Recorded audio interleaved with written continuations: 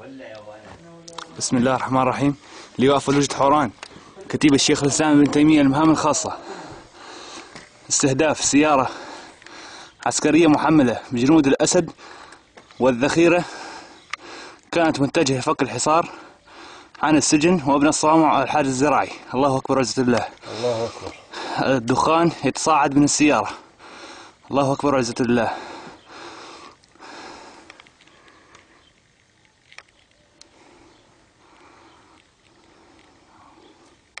الله أكبر عزة الله. 24/2/2014. لواء فلوجة حوران، كتيبة الشيخ الإسلام ابن تيمية. ضرب سيارة لكلاب الأسد كانت متجهة لفك الحصار عن الحاجز الزراعي وابن الصوامع وسجن غرز، محملة بكلاب الأسد والذخيرة بمدفع سبيجي 9. الله أكبر والعزة لله.